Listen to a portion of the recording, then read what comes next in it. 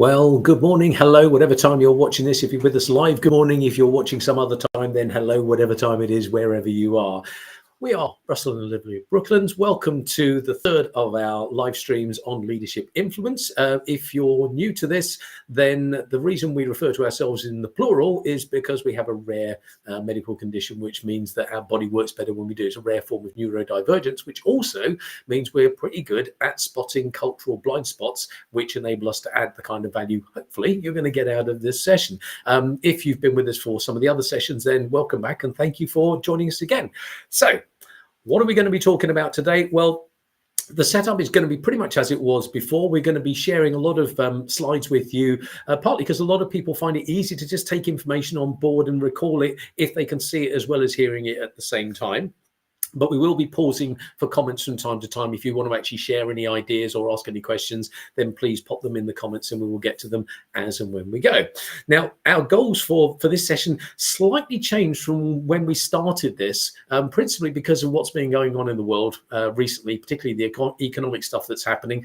And we are not remotely political. So we're not sort of going anywhere near the stuff that could be outside the workplace. But as far as inside the workplace is concerned, we're hoping that what we're going to be sharing with you today will help you to help your leaders to essentially be able to reduce operating costs, which they will probably like, increase brand value, and also the really important thing of increasing psychological safety for employees within the workplace. So that's the kind of what we're hoping for. And we hope that in doing that, obviously, you will be able to get more influence with your leadership team.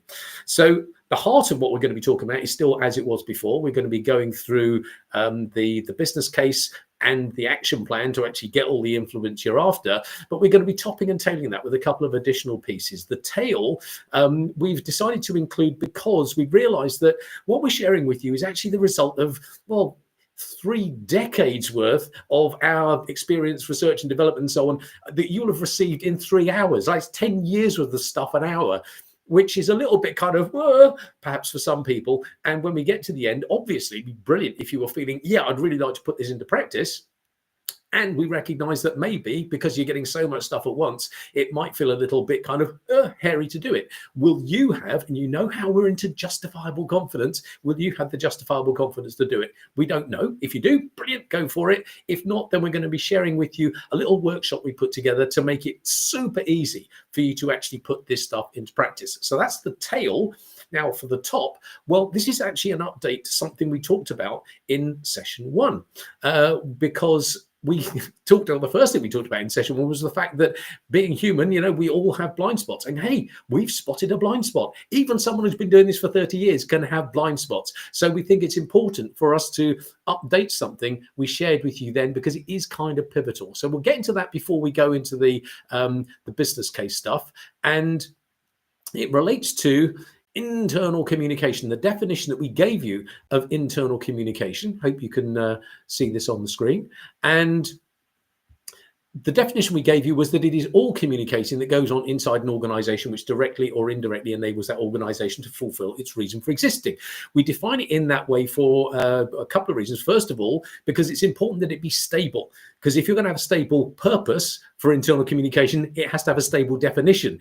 So that's why we describe it in this way. And we also recognize that it doesn't have to include, or it can't really afford to include, social chit chat. That's not appropriate, but it is appropriate to include all of those communications that relate to the employer-employee relationship. You know, things like how to complete your expenses or book holidays or follow health and safety procedures, report broken equipment, all of that kind of stuff. It's perfectly legitimate internal communication. So that still stands as it was. However, if you remember, we decided that the first thing you need to do before you can define internal communication accurately is to define what you actually mean by communicating. And this is where things have got interesting, because the definition of communicating that we gave you is that it's the exchange of information between 2 or more people. We felt that was important because obviously when people are communicating internally, it's not enough to just say, I have communicated because you've delivered a message. Externally, that's fine. That's what marketing and PR comes, they're about, delivering messages. But that's fine for them, because if someone receiving those messages hasn't got the wherewithal or isn't interested in doing what's being asked of them, well, that's their problem.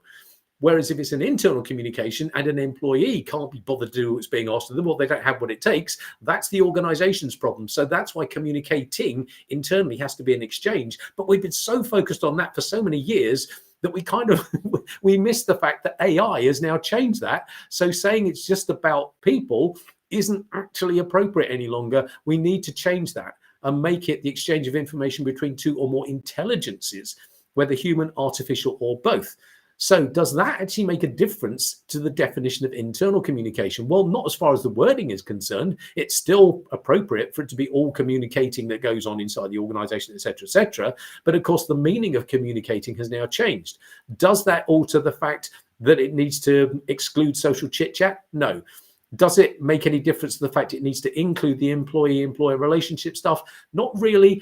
All it means at the moment, at least, we'll see what happens with generative AI, but at the moment, it simply means that when people may be putting in prompts to produce communications about the employee-employer relationship, that they will be communicating with artificial intelligence. So we just felt it was important to update that so that we are all aware of, where we're starting from as far as that is concerned. So that being the case, let's talk about making your business case. How do we do that? Well, the way people tend to do it, and they've been trying to do it this way for seemingly the last 20, 30 years, and it hasn't really worked very well, is they try to prove the value of what they're doing and thinking, that that's going to make the difference. That's going to get them their seat at the table and so on. But it hasn't really worked. And when you think about it, it's kind of obvious why it hasn't. Because we ask people when they keep talking about wanting to be able to prove the value of what they do, we always ask them, okay, so what do you want to be able to do or not do as a result of having proved that value? And that's when they come out with a list of things they want to change. And so we say, okay, well, in that case, you're expecting these measurements that you're doing to provide some kind of catalyst for change. I say, yeah, well, hang on a second. If all you're doing is proving the value of what you're doing, where's the catalyst for change? You're already worth that much without changing anything. It's not going to work. And of course, it hasn't worked. What people actually need to do is not to prove the value of what they're doing, but to prove their untapped potential, how much more they could be worth if they were given everything they want. And that's what you need to be able to do. And you might think that, Brooklands, you're out of your mind. How the heck am I supposed to prove the value of what I'm not doing? Well, this is when we get to the second little blind spot, which is that people are very often trying to prove the sort of the value add of internal communication and conveniently overlooking the fact that internal communication is so intimately interwoven through everything else that there isn't a single business success you can point to and say that happened only because of internal communication. You can't do it. However, it is possible to point to failures and say, well, that definitely happened because of internal communication. People didn't know about X. They didn't understand about Y. The message didn't get through about Z. And that's the reality we're living with. So why don't we work with that reality and recognize that what if it were possible for you to demonstrate your ability to reduce, now, wait while we say this, to actually reduce internal communication costs. And you might think, what on earth is this guy going on? I don't want to have my budget slashed. How is that going to give me more influence? We're not talking about slashing your budget. What we're talking about is a distinction that we were gifted very kindly by the brilliant Sarah Karen many, many years ago. We were having lunch with her and talking about internal communication costs. And she just looked at us and said, hang on a second, are they all costs? Are some of those not investments? Which made us feel like, Homer Simpson. I think, oh, of course, she's absolutely right. So the thing is that it seems many people miss this, including your leadership team. They may be missing it. They very often talk about cutting internal communication costs, when in fact, they're talking about cutting internal communication investments, which is almost certainly going to increase internal communication costs. So what is the difference? Well, essentially, internal communication investments are necessary. Your organization cannot not make them. They're not an option. Whereas internal communication costs are all unnecessary. They're just needless waste. So let's go through the internal communication investments and costs and see how you might be able to use this to get yourself the business influence that you're after. So if we look at, first of all, the investments, 3 of them. Number 1, your budget. Number 2, production time. That's just not just your time, but it's also the time of your clients, obviously, any approval group members, and also anybody who's writing emails or putting together presentations, whatever. All that production time is being included there. And then, of course, because it's internal, there's also audience time. Now, you can see very obviously, your organization cannot not make those investments. However, they may be unnecessarily high as a result of some of the internal communication costs. 3 of them in particular, we would define as wasteful costs. So one of these is going to be people moving the goalposts. People you start on a project and they say, oh yeah, that thing I want something different now. So, you've had some of your time wasted doing that. Sometimes the goalposts don't get moved so much as removed. You do a whole bunch of work and then they suddenly say, oh, I think we're not doing it anymore. Oh, brilliant. Thanks. That's really helpful. And then the third thing that can happen is that obviously audiences can have their time wasted, which is potentially significant, all that, needless email overload and so on. But that's just the beginning, because there's a whole bunch of costs related to what happens when communications fail.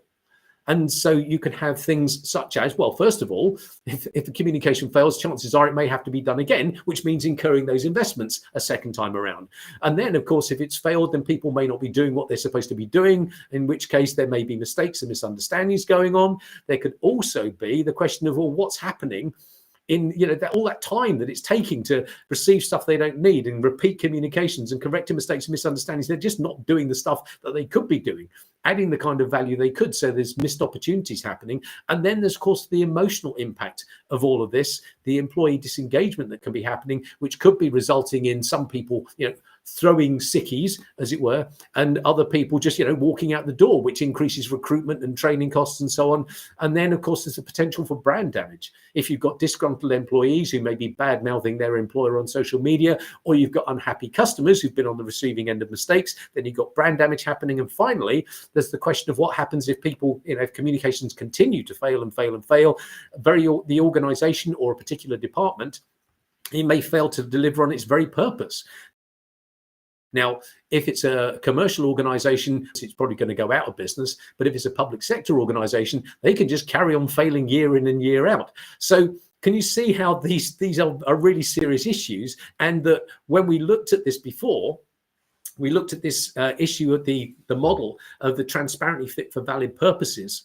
And the fact that if you think about it, all of those costs are sitting in one of those other 3 boxes. Practices which are transparently fit for valid purposes are not going to be incurring those costs. It's when they're transparently unfit or they're transparently fit for invalid purposes, that's when you're going to have these costs occurring, which means if you can take your practices and make them transparently fit for valid purposes, not just yours, but perhaps, line managers, other people around the business, help them to improve the way they're doing what they're doing, moving everybody into this corner, this empowering corner, then you can really start to make a huge impact on those needless costs.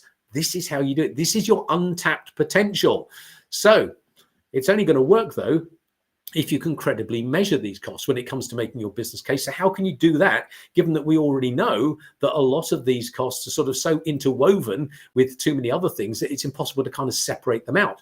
But there are a couple of costs we believe you can cleanly measure, and they are wasted audience time and mistakes and misunderstandings. Now, some people might say the mistakes and misunderstandings, well, that could be because someone isn't skilled enough or they're not motivated. But if we track it back and say, well, why are they not skilled enough? Why are they being given stuff to do that they're not skilled enough to actually deliver on? Or why are they not motivated? You'll probably be able to find, if you track it back far enough, that it's an internal communication flaw that has resulted in that. So these are the kind of costs that you should be able to measure. Is this making sense? Let us know if you sort of recognize these and if they're making some kind of sense to you, because the next thing we need to consider, if we can actually identify these costs, is the question of, well, how do we do the measuring itself to put together this case? And there are really just 2 pieces of information you need. First of all, you need to know how much is it costing to employ people in different roles per hour. That's an hourly cost for different employees. And secondly, how many hours are they losing to wasted audience time, mistakes and misunderstandings? That essentially it's that simple to do. The question of how much it's costing per hour, that information already exists in your organization, in probably the payroll department, or someone has got it. It's there somewhere. When it comes to the question of how many hours are they losing, this is when you can do a series of very simple, incredibly quick employee surveys targeted at those different groups. They need to be targeted at the different groups because obviously they're costing different amounts per hour to employ, and also because people in different roles are likely to be spending different amounts of time communicating and being communicated with. A project manager is going to be in back-to-back meetings day after day, is going to be spending an awful lot more time on that than someone who's answering customer calls in a call center. So we need to target these things appropriately. And what we did, if you signed up for this session, you'll know that in the little message we sent you, we invited you to get involved in doing a little mini survey, a sort of a fantasy IC financial audit, where you could represent a particular employee group in a fantasy business, so that we could put together something we can show you today. Now, obviously, some people were too busy to do that, and some people said, yeah, up for it, send it through to me. And so we've got some numbers together, which we'd like to share with you now, so you can see how this can actually work out in practice, and how impactful it can be if you do this. Because at the moment, maybe it's a little bit abstract. Let's make this a bit more real for you. It's still going to be a fantasy. However, let's look at the kind of thing that you'll be able to demonstrate by using this model. It's a model we've been using. We put it together in 2009, and it's extraordinarily powerful for doing this. So the first thing we need to look at is the employee costs, and those costs. In essence, we've broken this fantasy organization into 5 employee groups. Many organizations have fairly sort of flat reporting structures now, and we've done that here to make it sort of nice and simple. But if you were to do this, you could have 10, 15, 20 different employee groups. It's entirely up to you how you do it. But we split them up like this. We've got the frontline people, and then we've got different management grades. Frontline could be, it depends on the type of organization you're working in. If you've got a service business, then it would be people working in a call center. If it's a retail business, people on the shop floor. A manufacturing business, people on the factory floor. There'll be delivery drivers, whatever. The people who are going to be spending far less time on internal communication than everybody else. And then we worked out, okay, we came up with some numbers for how many different types, or how many people would there be in these different groups. And then we asked the people who engaged in this little mini survey to give us some kind of idea of what they thought, if they were in this role, how much their salary would be, what they'd be being paid. And then you do a few other sort of little bits and pieces, such as how many working hours are people doing in a week, and how much annual leave do they have, and how much does it cost for insurances and equipment and office space, and all those other things that need to be factored in. It's already done for us, so that we can work out an hourly cost. This is the kind of the boring getting all of that kind of information together, which we've done. And then we need to get into the survey to sort of say, okay, and it's important that we recognize that this is an inherited paradigm, because what we're asking people to do essentially is say, how much of your time are you wasting? Well, it's not you that is wasting the time, it's the inherited paradigm. It's the internal communication paradigm we've all inherited from those who came before us. So no one is to blame for this. No one needs to feel bad or guilty or ashamed or defensive. Let's just look at what's going on for you. And there were just 7 questions that we asked. And that's why these surveys can be incredibly quick. The first thing we're just asking people is, how many hours are you spending in a typical week reading emails? And how much of that time would you say is being wasted because you've been sent stuff you don't need and can't use? Then how many hours are you spending in a month in meetings? And again, what percentage of that is being wasted because the meeting didn't need to happen at all, or it just went round and round in circles and never got anywhere? And then how much time are you spending in a typical month trying to find information? Whether it's on the intranet or it's in SharePoints because someone put it in the wrong place, or the signposting isn't working on the intranet, or the links are broken, or whatever it happens to be. How many hours are you spending on that? How many hours are you also spending in a typical month staring at a blank screen, chewing the backs of your knuckles, trying to work out what to communicate for yourself? Now, chances are ChatGPT and other things of that nature will have reduced this amount of time. It seems to be starting to make something of difference, but even then, probably if you use ChatGPT, you can put in prompts and it can come out with all sorts of garbage. That's not what I want at all. So you can still go round and round in circles. So this is still relevant to be asking people about. And finally, how much time are people spending correcting those, either their own or other people's mistakes and misunderstandings that are happening as a result of communication that is unfit for purpose? So what does that enable us to do? Well, we got these numbers from the people who took part, and we put them all into our little number crunching engine, and it showed us, and we just show you this for the sake of, so it's there, but essentially these are the kind of numbers that we were able to see across the piece. But the important bit is the business impact. what kind of impact is this having on this fantasy organization? And so in terms of the number of hours that each individual employee is losing per year, this is what we found. Now, these numbers, we will tell you, are slightly above what we normally see. Normally, it's closer to about, for the non-frontline people, it's closer to about 200 hours. But this is by no means, outside the bell curve. This is very much within that. We've seen much worse than this. So these are the kind of numbers of hours that the people will be losing as a result just of those 7 factors. And you can say that's pretty substantial, isn't it? And one of the other things that's fascinating is that it's always, it doesn't matter what the business is, it doesn't matter what country we do this in, it's always the middle managers that are getting squeezed the most from the top and the bottom. And that's what's come out here as well, fascinatingly. And we can also see, okay, what is this costing? In terms of hard cash per employee per year. So that's kind of an interesting starting point. But of course, what's more interesting perhaps for your leaders is to look at the business impact across the piece. So across this entire organization, remember, again, 5,000 employees. So it wouldn't necessarily be the figures you'd see for your organization at all. But in this organization, they're losing 721,000 working hours just on these 7 factors. That, remember, these are just 2 of those 9 internal communication costs. They're 2 of the most significant ones, but this is not the whole story by any means. And then there's the question of what is this actually costing? And in this organization, it's costing 31.6 million pounds. And you might think, but in an organization that's employing 5,000 people, that's relatively small beer. But that's not the point. The point is, how much of a dent could you make in that kind of figure if you were given all the influence you want? Because you probably wouldn't be looking for much investment in order to be able to make potentially significant inroads on that kind of figure. So it's about the ratio between the amount of investment you'd be asking for and the amount of impact you'd be able to have. That's where it gets to be exciting. One of the things the HR people are probably going to be interested in is, how much employee time does that actually amount to? And it's 7.2% here. But the other thing that's really useful to point out is that we found sometimes when people share these numbers, that their leadership team can say, yes, we need to do something about this, but maybe next quarter or next year. So we thought, okay, maybe it's a good idea to be able to show them that every single day's delay is costing another, in this organization, 126 grand. Chances are you might only be looking for 2 or 3 days worth of investment in order to be able to make huge dents in that 31.6 million or whatever the numbers would be for your organization. So this is how you can start to demonstrate just how much time is there. You're never going to be able to get it all back. Of course you're not. But that's not really the point. The point is that you can make a big enough dent in it for it to be worth your leadership team's time to actually give you what you want.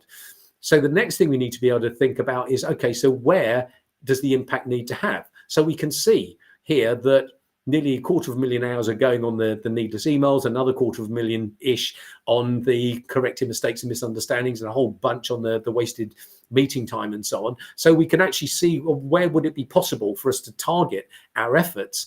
And then what kind of impact could you have? Now, when we do this, we always use the same sort of base figures to begin with. And we're always, a lot of people accuse us of being ridiculously conservative. And yes, we kind of are, but we feel it's better to sort of err on the side of caution rather than claim to be able to do more than is reasonably possible and then put ourselves, put people's necks on the line. And you didn't save us as much money as you said you were going to. So it's better to do it this way.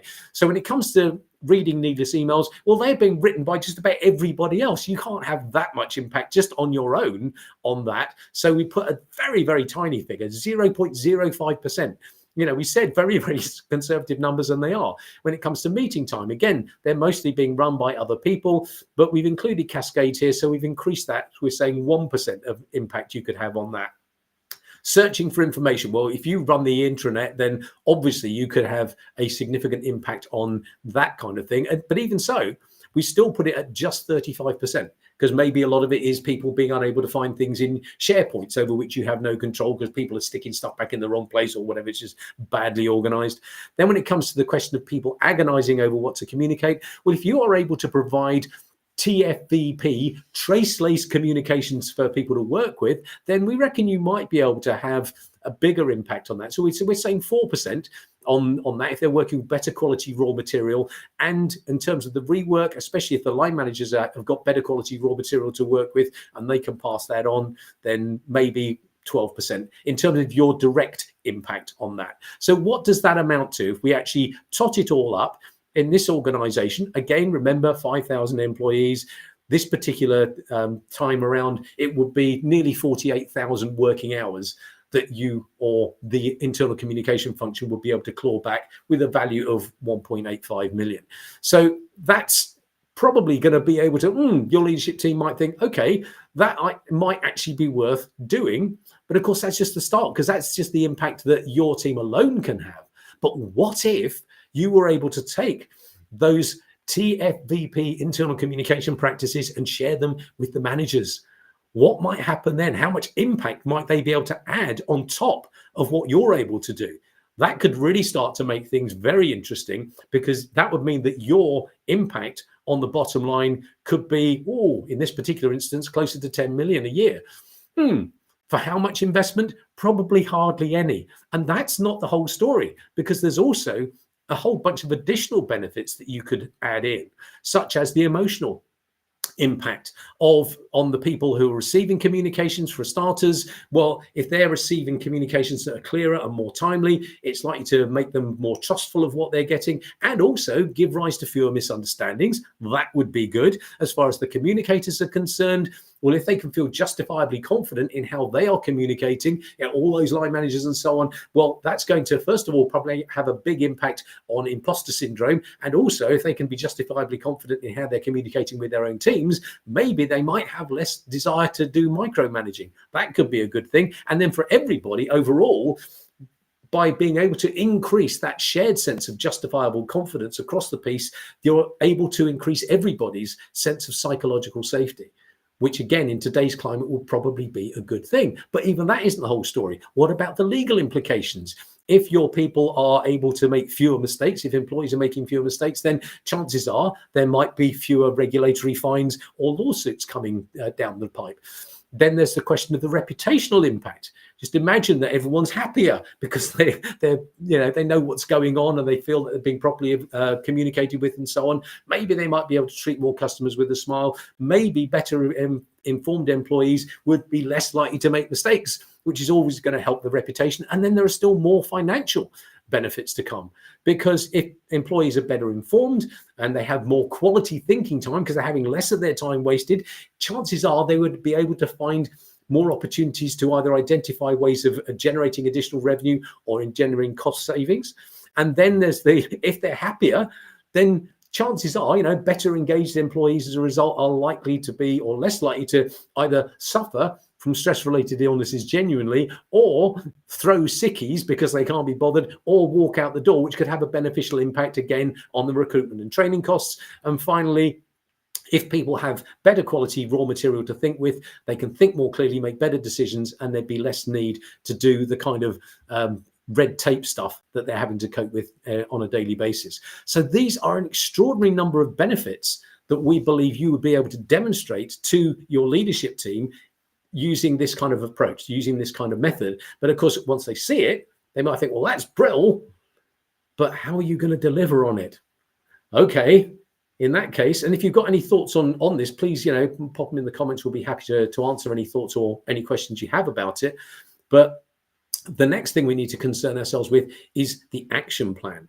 So given that you have so much, in our view, untapped potential to reduce operating costs and increase brand value and increase the psychological safety of people in your organization for the rest of your career, what would be the action plan which would enable you to do that? Let's get into that and see where that takes us. So the action plan. This is to deliver shareable, justifiable confidence across your organization. This is what we're doing it for, so that you can get all the leadership influence you want for the rest of your career. We think it's important to recognize this is a long-term gain here. This is not a quick 5-minute fix. So this action plan it will take time to actually work through it, but we believe it's worth doing. So what's it going to take? There are 7 steps that we're going to recommend. The first of which is very, very simple. Just make a list of all your current internal communication practices. What are all the things you do? So, you have a briefing process. You probably do channel management. There will be language standards that you're using. Maybe there are enterprise social network protocols. You're got an approvals and sign-off process, coordinating with external communications. You've got a message calendar and so on. So these are the kind of things that you've got already in place, we would imagine, at least some of them. And the thing is that we generally find that most internal communication teams have somewhere between about 10 and 15 specific practices that they follow. Okay, so the next thing, once you've actually listed them all, is simply to prioritize them. And timetable, okay, we're going to go through them in this order and put timetable the reviews of and updates of those practices. Do them one at a time, make sure they're all clean before you move on to the next one. So how do you do that? How do you do when you get to the review, you need to actually look at its transparent fitness for valid purposes, because that's where you're trying to get everything moving into that direction of being transparently fit for valid purposes. And that means, first of all, well, you need to define the purpose of that particular practice. What's the purpose of your briefing process? What's the purpose of your message calendar, et cetera, et cetera. But then, having come up with a purpose for it, it's a question of, okay, well, it needs to be validated. So we need to assess that purpose against the transparently valid purpose of internal communication, which we have already shared with you in the last session. We'll send it to you again if you were get another copy of it. But you can assess, okay, how well does the purpose of this particular practice support the purpose of internal communication itself? And then you can look at how you assess the fitness for purpose of each of your individual practices. And that means both the design of those practices and the ability of everyone involved to implement that. How do you go about doing that? Well, it's actually very straightforward. We've already talked about this again in session 2, when we talked about those minimum hygiene criteria. Remember, every single internal communication practice needs to be supporting, wherever appropriate, these trace-lace criteria. So with, for example, your language standards, then, well, there'd be a number of those, but certainly clarity would be something that you would need to check. So, no room any longer for corporate speak and jargon and that kind of thing. No, sorry, that is transparently unfit. And also, these language standards need to be engaging, making sure that people are staying switched on all the time, and so on. When it comes to your channel mix management, well, obviously that needs to be logically organized, and everything needs to be accessible. Those sorts of things you can identify. When it comes to your briefing process, well, all of them are going to be affected by the briefing process. But if we pick out like the relevance issue, that when the questions you have in your briefing process for identifying audiences, so that you can be confident that this is not going to waste the time of people who don't need it. And similarly, when it comes to the content, that also needs to be relevant, and that content needs to be complete, so people aren't left trying to fill in the gaps for themselves. So this is how, and we can help you with this if this looks like, oh, how do I do this? This is something we've already done for all the standard internal communication practices. So if you want some help with it, then get in touch. But once you've actually done that evaluation, the next step is to identify what you're going to need, particularly when it comes to actually being able to implement this. So we've done the redesign. If we've needed to do a redesign, maybe perfect to start with. But if you had to do a redesign, then look at what it's going to take to actually be able to implement this. What resources are you and your team going to need? What resources are your clients going to need? They may need something as well. How about approval groups? If it's going, you've got the approval process that needs to be redone. And eventually, perhaps even the line managers. What are they going to need in order to be able to actually put this stuff into practice and deliver the kind of value that you could be and perhaps should be delivering if your leaders would give you everything you need? And this is where it gets to be exciting. Because if we're thinking about moving everything in the direction of practices being TFVP, then when you share this with your leaders, if you haven't already done so, what we very often find is that leaders will look at this and say, well, yeah, brilliant. Of course, we want internal communication practices to be transparently fit for valid purposes, given the alternatives are just like crazy. It'd be mad to go for anything else. But very quickly, they're going to think, well, hang on a second, why stop at internal communication? Surely all of our working practices across the business, everything should be TFVP, shouldn't it? At which point you can say, well, yes. However, that can only happen if internal communication practices go first. if our internal communication practices are TFVP before anything else, for a couple of reasons. First of all, because as we already mentioned earlier, if you're going to be making new practices, they're going to be couched in language. And so if the internal communication language standards aren't up to the job, then you're kind of hiding to nothing before you even start. So that has to go first. But there's something else that needs to be in place as well, which is because when people are presented with new practices, what we found is they tend to be able to respond in one of four different ways. Sometimes they're going to be people who are going to say, yep, I get it. I'm up for this. I'm just happy to get on with it, and they're happy to comply, and they just do so. Some people, on the other hand, kind of dig their heels in and go, oh, don't want to play. How dare you tell me how to do my job? And they want to stick with their old way of doing things.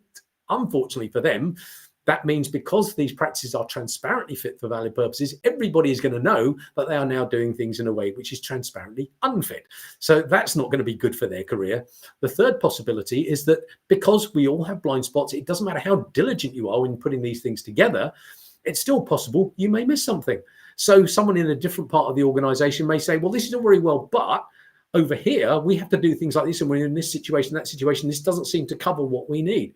So they have to be able to come back to you and say, we need to extend or refine this practice in order for it to be transparently fit for valid purposes in this part of the organization. So that's why, again, those arrows are there. We're going increasingly in this TFVP direction.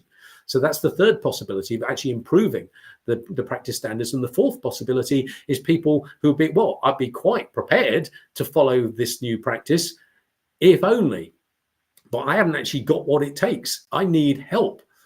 And this is where we need a different kind of model, a way of responding to people who need help. And this is one of the first models we ever created, the Smarteed feedback system. Just want to take you through this so you can see how it's possible to introduce TFVP practices in a way in which everyone can share justifiable confidence. It's not a pipe dream. This is absolutely doable. And we came up with this back in 1996, and we've slightly changed it since, but for the most part, it's still the same, because what this is doing is recognizing, again, that you can't simply, deliver a message and tell yourself you have communicated. This is the whole thing about it being an exchange of information. We need to know, if we're asking people to follow new practices, have they got what it takes? What resources are they going to need in order to be able to do what we want them to do? One thing they may well need is some skills. Have they got the skills to do this? Because if they haven't, again, we're simply backing them into a corner that they can't actually handle. Sometimes people may need some budget to be able to do what's being asked of them. Oftentimes, they may need to be clear about their authority. Okay, so there's this new practice. What's my authority level? What do I have discretion over? And what do I have to follow? So I've got discretion over this and this, and I can decide this and this and this, but I can't decide that and that and that. So this and this and this that I've got authority to make discretionary decisions about, I'm clear about that. I also need to be clear about my responsibilities, the non-discretionary stuff. So this needs to be clear, and people need to know what those things are. They also need, obviously, to have the time to do what's being asked of them. People might say, well, it's all very well asking me to do this other thing, but I'm already stacked out as it is. Something's got to give. What can I not do if you want me to do this thing? This is a big issue for a lot of people. Have they got the time to do what's being asked of them? On top of which, they obviously also need to have the appropriate information, not necessarily from you, but from elsewhere. And is that information they're working with traceless? Because if it isn't, then again, they could be in difficulties. And one more thing they sometimes need is just some kit. Some physical kit. We were in a situation with a client several years ago where they were introducing new security procedures. And one of the procedures was telling people you need to lock away your laptop when you leave your desk. At which point, about a quarter of the employees just put their hand up and say, lock it away in what? We haven't got anything to lock it away in. So it was a bonkers situation. They just needed physical kit to be able to do what was being asked of them. Now, it could be argued that if people have got the skills, money, authority, responsibility, time, information, and equipment, then they've got the ability to do what's being asked of them, on top of which they also need the D, the desire. And this was where we left this model when we put it together back in 96 for several years, but there was something nagging away in the back of our head for years and years, and she would not let us go. And so eventually in 2010, we came back to it. We thought, okay, this desire thing, what is, where does that come from? How can you know that people have got that? And so we spent time thinking about it, and we identified 3 different sources of desire. The first of which is the very obvious, well, what's in it for me? If you can tell people what's in it for them, then that's, part way to what you need. Sometimes there isn't anything in it for them personally. However, there is something in it for other people. This is going to enable the organization to better serve customers, or you will be able to help your colleagues out better. So that's appealing to people's sense of altruism and fulfillment and contribution. That's another source of desire. The third one was one we refused to write down for days and days and days. And no, we don't want to do. But in the end, we had to acknowledge it, because it's about people having to be inside their comfort zone. If you ask someone to do something and they feel it's taking them outside their comfort zone, well, chances are they either aren't going to do it, or they're going to put it off, or they're going to treat it as a tick box exercise or whatever. So we looked at this for weeks, and it really upset us, because we thought, how can you get people, how can you know they're in their comfort zone? And it was after about 3 months, we finally realized that it was staring us in the face, as it is staring you in the face right now, because people's comfort zone, and this was the very first time we used the term justifiable confidence, in fact, because we realized that people's comfort zone comes from them having justifiable confidence in all of those other Smarted resources. You think about it. If people have got justifiable confidence in their skills, in their budget, they've got enough time to do this, they've got the right information, they know what's in it for them, of course they're going to be inside their comfort zone. So this is an incredibly powerful model that you can use, again, to achieve a number of things. Firstly, if people, when it comes to their internal communication practices, have got all the Smarted resources they need, chances are they're actually going to do things in the way that you want them to do it, which is brilliant in itself. But also, psychologically, they're less likely to feel, they're having to fake it till they make it, not only with internal communication, but with anything, if they've got all the Smarted resources they need.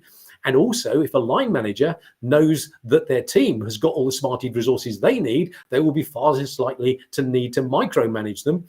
And the next benefit is the fact that by setting up this kind of system, what you're effectively doing is removing the stigma from people feeling, oh, is it okay for me to acknowledge that I don't have what it takes? Yes, it's not only okay, it's actually expected of you to put your hand up and say, please, can I have some help with this? This is what I need, and this is what I'll be able to do as a result. So this can be an extremely powerful way of increasing your influence anyway, without even the leadership team needing to kind of sanction it in very much of a way. So you need to identify all these Smarted resource requirements as you're actually working through each of your practices, and then obviously update those practices as necessary in terms of both the working procedures and the new business policies that may need to be introduced. And as you're doing that, you may think, oh, hang on a second, now that I'm updating this, I'm finding another Smarted resource I had missed. So it's an iterative process. And then obviously informing all the interested parties and letting them tell you what Smarted resources they need, and finally implementing them, embedding them, and reviewing them on an ongoing basis to make sure they're working. So this is the action plan itself. But one thing we do want to call your attention to is the question of how you go about prioritizing the reviews. Which ones should you look at first? How would we suggest you go about that? And as far as the priorities are concerned, we would say there are 4 biggies that if you were to get these, just get these 4 down, wow, what a difference that could make. The first of them is, as we've already suggested, the language standards, because every practice is going to be couched in language. And if the language standards aren't up for it, even if you don't have language standards at the moment, there are probably some things that you might want to look at introducing. So that's the first one. Then we would suggest the briefing process, so everybody knows how to identify what needs communicating to whom, when, and how in any business situation they ever encounter. And obviously, the feedback systems need to be in place. And the fourth one we would suggest is the channel mix, so that is enabling you to be confident that everyone's going to be getting everything when they need it, where they need it, and so they can actually use everything that they require. These 4 are the 4 that we would suggest are the priorities you should go for. Why? Because if you can make these 4 transparently fit for valid purposes, you would then be in a position to share them with your line managers. Imagine your line managers were able to follow those practices. It would enable you to change your impact from this into this. And that, we think, is probably quite a good thing to be able to do. So do you have any thoughts or questions about that action plan, about the fact this is absolutely doable? You can actually achieve what you want. There is a path to getting from where you are now to where you want to be. Although it's possible, it may feel a little bit kind of, okay, I get it in principle, but have I actually got what it takes? Do I feel comfortable about even starting on this? Is it possible I might make a start and then fall flat on my face or whatever? So there can be reasons to be maybe a little bit concerned about it, which is why, as we said at the beginning, we have a little program that we would like to just walk you through to explain how we could, perhaps, if you wanted to do this, we could help make it absolutely falling off a log easy to do. And not only falling off a log easy, but actually really quite fun. Because do you ever take yourself off on a spa day? You know, a bit of self-care, a bit of self-pampering and nurturing and so on. You ever do that kind of thing? Because that's the kind of vibe we're going for with this workshop. We've actually decided to call it a career spa day. So because we've got 4, you know, when you go to a spa, you get different treatments. Well, we've got 4 different treatments, 90-minute treatments that are designed to pamper your team and nurture your career and theirs. And this is what we want to share with you. And the result of this is not just that you get to have a lovely day, just indulging yourself and getting what you want for yourself and being able to feel good about that and good about your career, but also as a result of this, you end up with an initial business case that you can take to your key decision makers and an action plan for actually putting it, into action, as it were. So this day is really designed to give you everything you need so that you can get everything you want for the rest of your career. That's the game plan. Okay, so what are these 4 treatments? Well, the first one, when you go to a spa, the first thing you're going to do is a sort of a cleanse. So that's what this is about. This is about getting all the gunk out. And it's about being able to okay, what are all the things that are frustrating and niggling you and just bugging you and all the if onlys and I'm not very sure about, so getting it all out in the open, you and your team, and then thinking, well, actually, what are the impact of this? What's the impact, not just on us, but what's the impact on the clients? What's the impact on the organization? Let's just get all of that gunk out there and get clear about what it is. And then we can turn it on its head and start looking, okay, so what do you want instead? You don't want this gunky stuff. What would you rather have? And what would be the benefits to you? What would be the benefits to your client? What would be the benefits to your organization? So let's get all of that so we can sort of come out of this first treatment really kind of clean and sparkly and whatever, in our toweling robes, or what? No, that's going too far. But you know what we're talking about. You get the general idea. Before we move on to treatment 2, treatment 2 is where we actually do that. The Realize tool that we showed you earlier. This is about being able to demonstrate your untapped potential. So it's about being able to do a sort of a dry run financial audit, very similar to what we shared with you a few minutes ago, only this time it will be numbers from your organization. So with the employee numbers that you've got, the employee groups that you've got, you're still going to be fantasizing about the amount of time that they're using, but it will mean that the numbers are far closer to what you would potentially be able to show your leadership team. Now, one of the things we found that's really groovy about this, when people do this kind of dry run, when they share it with their leadership teams tend to respond in one of 2 ways. Sometimes they will say, okay, we get it. We would like you to give us the proper numbers now. Can you go off and do the surveys so that we know what we're really looking at? Because you've just made those numbers up. So we would like to know what's actually happening and what the employees are saying. And that's okay. That's so right. Got a sanction to do the audit, but oftentimes leadership teams will look at this and say, okay, so don't need to know anymore. We get it. We can see the ratios are so ridiculously high, in terms of the amount we could get back if we gave you what you wanted. Sold. We don't need to know anymore. So this is the kind of thing that you would be able to want to take away from this career spa day to be able to share with your key decision makers and help get them on board. And then we move on to the really groovy bit, the really nurturing bit, which is where you get to, in treatment 3, to build your wish list. So what are all the things that you want, everything that you want to be able to do your job exactly the way you want to do it? And there are 2 steps to this. First of all, we go back to all of those gnarly issues that we identified in treatment 1, and we look at, okay, what's causing these things? What are they? It's all very well knowing they're there, but what sits behind them? Because it's the causes that we need to get to. And so if, for example, you're in a situation where you've got clients who are doing the classic, oh, I don't know what I want, but I know it's what I want when I see it. Oh, great, thanks. That's really helpful. But what sits behind that? Is it that maybe they've just had a responsibility for this communication dumped on them by their boss? And so they're not really the client. That could be one thing that's a problem. Or it could be that maybe the briefing questions you're using aren't up to the job. Maybe that's a part of the challenge. They're not actually directing the clients with enough precision to help them identify what they want before they see it. Or perhaps there's nothing wrong with the questions. Maybe they're fine. Maybe it's some members of your team just aren't as skilled as they could be in using those questions. That's another possibility. Or perhaps there's another situation whereby there's nothing wrong with the questions and there's nothing wrong with the team skills. It's just that people are riding roughshod over the whole process. They're just not prepared to play ball because you haven't got a mandate to make them do so. So what we do in treatment 3 is we identify, first of all, what are all the causes of all the challenges, every single niggle you've got. So, right, these are the things we need to address.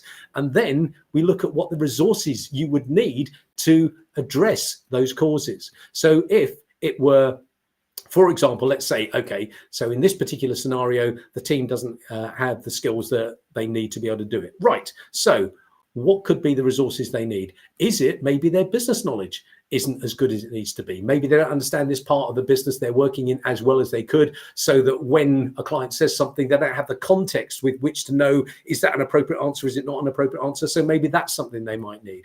Or it could be that actually, no, the process does need to be worked on. Maybe we need a better set of briefing questions to be able to do this. Or perhaps maybe they just need a bit more one-to-one hand-holding. They just need you to sort of sit with them a little bit longer to help them get their head around how to actually do this briefing process effectively. Or perhaps they just need more time to practice. Maybe that's all it is.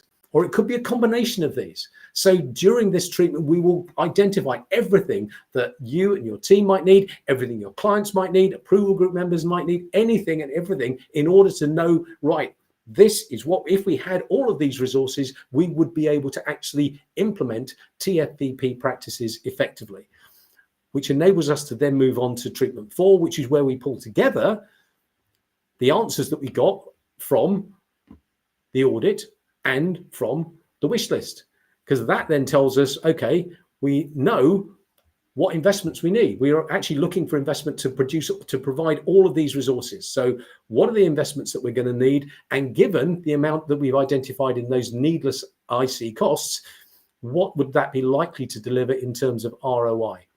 Now, occasionally it might be that as you go through this, that you find, well, yeah, actually, we haven't got all the information we need for those investments because we need to talk to the IT department, or we need to talk to learning and development, or whatever. So it may be that we also identify some outstanding information that you may need to pull together. And then as a result of that, we can essentially create a to-do list. And you come away from this spa day cleansed and able to know, right, this is where we have been, this is where we want to get to, this is the path that we need to follow. This is the resources we're going to need in order to get there. This is the potential ROI we're looking at. You have all of that information that you can take to your key decision makers and let them help you sort of work out, okay, are we going to go with this? Are we not going to go with this? This should give you everything you need to be able to get everything you want. And if we were doing this session in person, then we do it in a single day. We just get together with you in a room, we'd do it, and we're done. If it's going to be online, then we'll do it as 4 separate sessions, because it's not going to be very nurturing for people to be sitting online for, for 6 hours. That's not going to be great. So we do it as separate online sessions. So that's how the program works. If it's something that you think, oh, that could be kind of useful, then send us a DM. Send us a DM and we can talk, give you more detail and work through what would work best for you. If you've got any other questions, then please, let us know. Pop something in there in the comments now, or send us a DM as well. If something occurs to you later, I think, oh, hang on a second, didn't ask about this, didn't ask about that, not sure about such and such, then send us a DM and we'll be happy to have a further conversation with you. If you have found these sessions useful, and we hope you have, then please leave a message on LinkedIn, in the comments on LinkedIn. That would be brilliant. And by all means, share these sessions in your network so that we can get more and more people to get more and more leadership influence. If there's anything else you need from us, just let us know and we'll be happy to answer any questions you have. The only other thing we have to say is, well, thank you very much for joining us for these sessions. We hope you found them useful. And no doubt we will catch up at some point in the future. Take care.